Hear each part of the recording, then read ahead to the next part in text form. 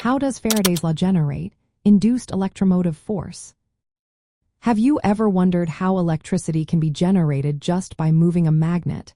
This is where Faraday's law comes into play. It explains how an electromotive force is created in a conductor when there is a change in magnetic flux. But what does that mean? Let's break it down. Magnetic flux refers to the total magnetic field that passes through a specific area, like a coil of wire. When this magnetic flux changes over time, it induces an electromotive force in the conductor. This induced electromotive force can drive an electric current if the circuit is closed. The mathematical expression for Faraday's law is electromotive force equals negative N multiplied by the change in magnetic flux divided by the change in time.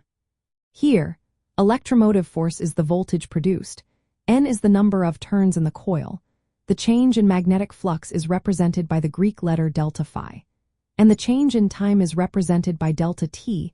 The negative sign indicates the direction of the induced electromotive force, as described by Lenz's law. This law states that the induced current will oppose the change in magnetic flux that created it. So, how can this change in magnetic flux happen? There are several ways. One way is by moving a conductor into or out of a magnetic field.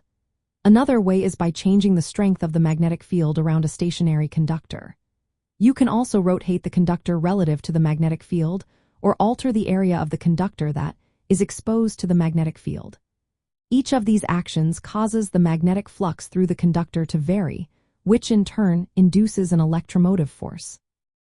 In the realm of electrical engineering, this principle is fundamental for various devices. For instance, in electric generators, mechanical motion changes the magnetic flux through coils, inducing an electromotive force that drives current in an external circuit.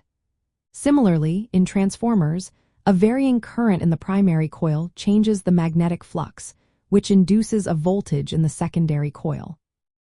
To summarize, Faraday's law generates induced electromotive force through the rate of change of magnetic flux in a conductor.